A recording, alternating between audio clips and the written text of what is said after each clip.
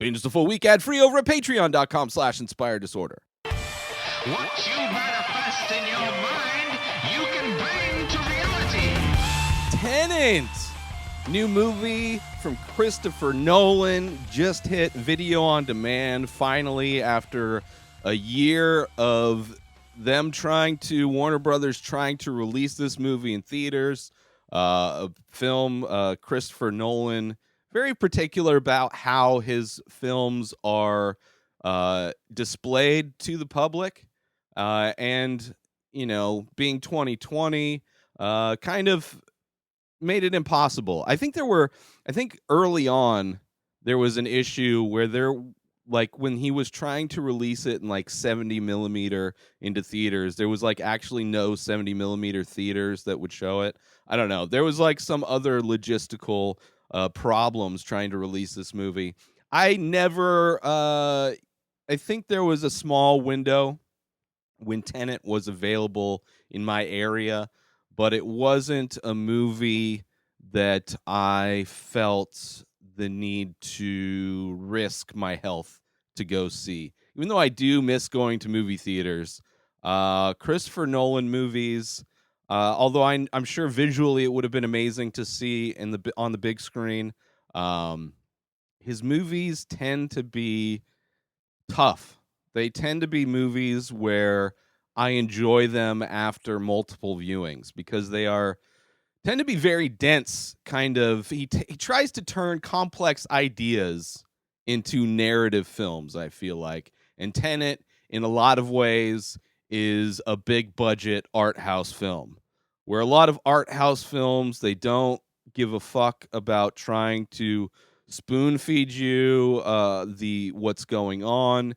They leave it up to you to really fill in a lot of the blanks. They can be confusing. They can end kind of vaguely. They can end kind of all of a sudden without much explanation. And I feel that Tenet really encapsulates. I mean, a lot of his movies really do. Inception was kind of, complex. It's tough to watch a movie where you're trying to understand just what's going on, but also trying to wrap your head around this crazy concept that he's done. Whether it's Inception, whether it's the Tenet, whether it's what was that one with Matthew McConaughey? I'm blanking on the name of that film, but that one was very complex with multiverse, quantum, whatever. Even Memento, taking on short-term memory loss, was kind of a complex idea in the way he displayed it.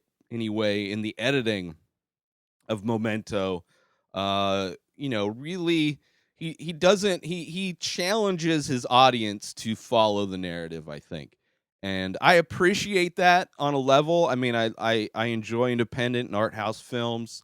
Despite the fact that they tend to be less enjoyable overall. It's not like you're going into a Christopher Nolan movie to really, it's like the farthest, he's on the same coin, he's like the other side of the coin from Michael Bay. Michael Bay does big budget stuff too, just like Christopher Nolan does. Action kind of tends to be in the thing, but Christopher Nolan is a lot more heady, a lot more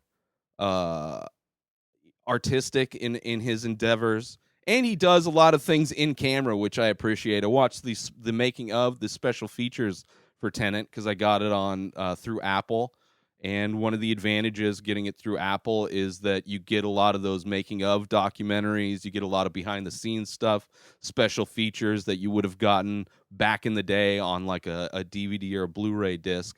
And I watched all of them, and the making of really made me appreciate this film a lot more, from him trying to really do everything in camera, do as little as possible with special effects. Very similar to that horror movie, the Possessor. Was that the movie? I think that the name of it was. Where everything was done in camera. And Christopher Nolan, big fan of the IMAX camera, used a lot of that in this film. But also, because of the essence of this movie which spoilers, because this movie deals with time travel in a very unique way, where part of the people that are going back in time literally move in reverse. Um, like he actually engineered IMAX cameras to film in reverse, so he wasn't even just filming stuff uh and then reversing it in post. He was literally recording on the film in reverse order, which is kind of insane. It's like next level trying to do things in camera. Like it doesn't make any sense. You probably wouldn't even notice just changing the order of frames on film. But that was the extent to which he did. And even the editing, the film Tenet really reminds me of the editing of Memento. Like if you were to take the editing of Memento, right, where there's it cuts between black and white color. The color version I believe is moving forward in time, where the black and white is moving in reverse time in Memento. And if you were to take that editing type of style of storytelling and you were to translate that into a time travel premise for a movie, that would be Tenet, where it's like this spy movie mixed with time travel, but done in a way that I've never seen a time travel movie done. And the way it's done, because of that, it's very difficult to wrap your head around, like so many other Christopher Nolan movies. I've put this movie on a bunch of times. I enjoy the movie. I think it's better the more times I've watched it. So I'm glad that I didn't see it in theaters, because after just my first viewing, it's so much to wrap your head around. It's not enjoyable just because it's so confusing.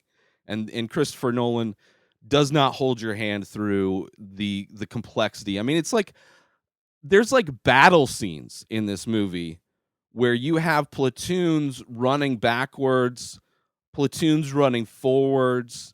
There are different color armbands for the different platoons to kind of signify who's in reverse and who's going forward, but keeping all that in your brain. And then certain people, it's so much to wrap your head around, that definitely watching it in multiple viewings really kind of helps to sink in a little bit. I mean, there's still it's like such a crazy idea that, like, in the future somebody engineered a way to, and I forget the term they use in the movie, but they're able to they were able to invent a thing that would make objects and people uh go in reverse. So, like, where it seems like you have this power, this telekinesis to, like, grab a bullet, it's really just you dropping the bullet but seeing it in reverse. I just even saying that, I'm confused with what I'm saying. And that's like the first steps in what this movie does to kind of lead you into the premise of it. Um, but I enjoyed the movie. I really did. It makes me want to go back and rewatch a bunch of Christopher Nolan movies. I really enjoy his movies, even though they're not the most accessible stories to be, viewed. But I enjoy that. I enjoy that he doesn't dumb down his work, right? He's a guy that knows what he wants to do. Like, you can tell, like, you watch a Christopher Nolan movie, and you just know. Interstellar, that's the movie I was thinking of. He knows the movie he wants to do, and he does it. And he does. I mean, he's gotten to a place in his career where he's able to do that because of the Batman movies. And I mean, we'll see what happens now after the pandemic. Just the whole movie industry is going to be interesting to see how that all changes. But Christopher Nolan's aesthetic is so pure. There's a purity to the way he makes his films, and there's a purity to him wanting to do everything in camera and him wanting to do everything practically, even though they're these, like, insanely high concept ideas. So I think he would be able to easily transfer his style to whatever budget he gets. But I'm glad that he's at a place.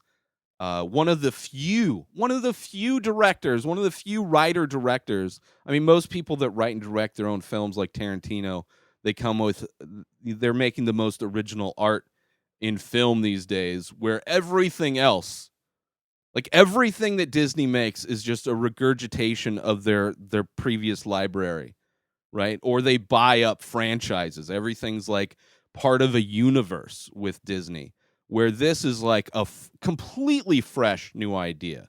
Like even the concept of time travel in this movie, or what this movie does with time, is something I've never seen in a film. And I appreciate that so much. So if you have the ability to see Tenet, I highly recommend it. I mean, if you're a fan of Chris Nolan films in the past, you'll probably be a fan of it. This one, if you're not a fan of his films, you will not like this movie. But I think this movie gets better the more you watch it. So, maybe plan on watching it multiple times if you are going to watch it, because I think that will lend itself to appreciating it a bit more. But yeah, check it out, Tenet. Get yourself 2 free books from Audible when you go through my link, inspireddisorder.com/audible. That's 2 free books when you sign up. Cancel anytime. If you stay with the service, you get a free book every month. They also have available Audible originals, guided wellness programs, news, and so much more. Sign up now to get your 2 free audio books through my link, inspireddisorder.com/audible. New episodes of The Ray Taylor Show come out every single day. Subscribe on IGTV, YouTube, and everywhere else podcasts are found. Binge the full week ad-free over at patreon.com/inspireddisorder. Buy Ray Taylor Show merch over at inspireddisorder.com and follow the show on Instagram at Ray Taylor Show. Have a wonderful day, everybody. Peace out!